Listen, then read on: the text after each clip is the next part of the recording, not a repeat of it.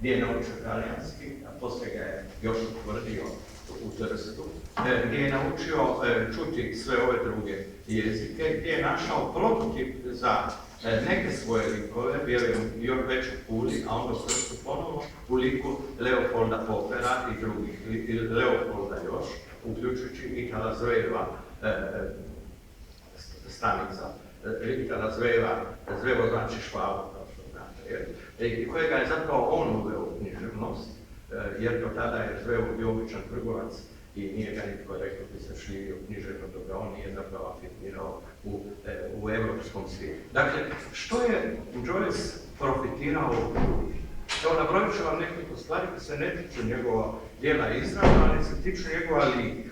A to nije isto nevažno. Nadebljao se. Pustio brkove. Promijenio frizuru.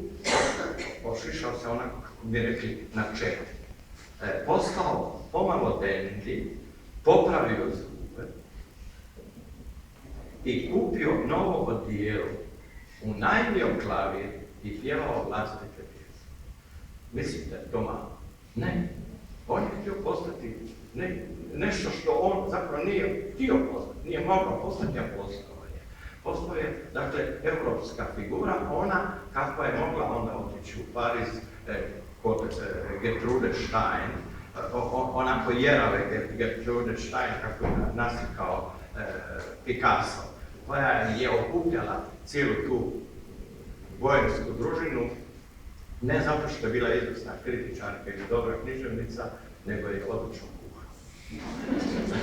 A i bila je oštra jezika i svih bi sredila odmah u prvoj rečenici, nije osobito cijenila Joycea, ali je voljela način na koji on pjeva, način na koji se on srami uopće pristupiti ženama, kamo ih povaditi. To je jedan naš Joyce sa svojom dragom Norom, koju je, kao što znate, oteo, ili ona njega već oteo, prema tome, i s kojom je zbog toga pobjegao u Europu,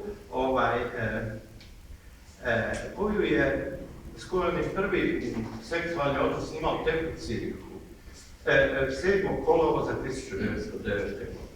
U pismu Nori piše ovako: 6,5 je ujutro i hladno je dok ovo piše. Jedva da sam oka sklopio cijelu noć. Jeli, Georgi, moj sin. Prva noć kada sam spavao s tobom u Cirihu bila je 11. listopada, a on se rodio 27. srpnja. To je 9 mjeseci i 16 dana. Sjećam se da je te noći bilo vrlo malo krvi. Je li te itko pojebao prije nego si došla k meni? Pričala si mi da te je neki gospodin po imenu Holohan, naravno dobar katolik, koji ispunjava svoje sve uskršnje dužnosti, htio pojebati dok si bila u onom hotelu, upotrebljavajući ono što se naziva kondom. Je li to i učinio? Ili si mu ti dopustila da te samo miluje tipa ruka?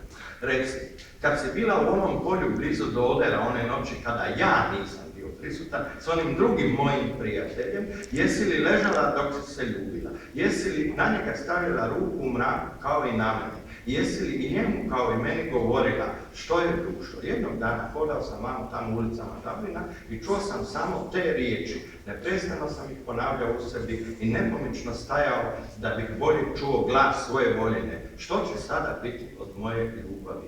Kako da otjeram to lice koje će sada ponavljati, koje će se sada pojavljivati između naših usana? Svake druge noći istim ulicama.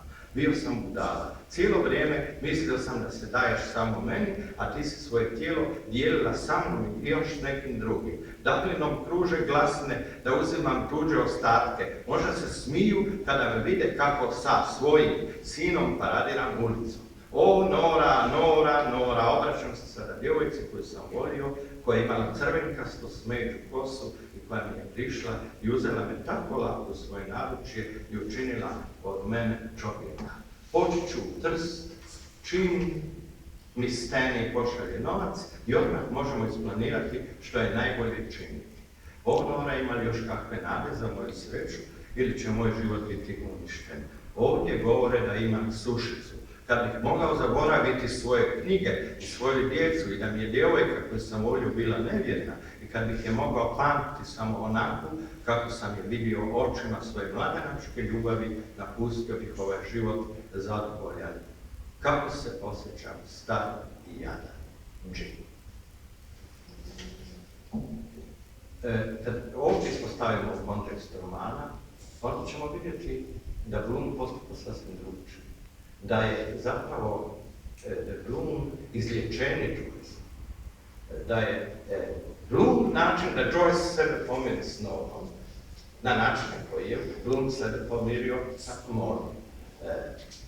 Dakle, što vam želim reći? Želim vam reći to da unatoč teorijama koje govore o tome da književno djelo treba promatrati neutralno, neovisno od svih drugih faktora, osim onih koji su u njemu samom, nije dovoljna i nije posve točna.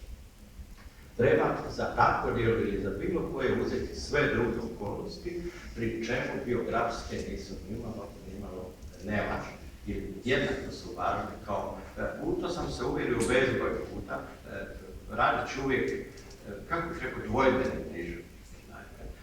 Čačkajući po njihovim malim, reklo bi se, dirty secrets. Joyce ima puno dirty secrets i zato je tako besprijeporno čist u svome jeziku.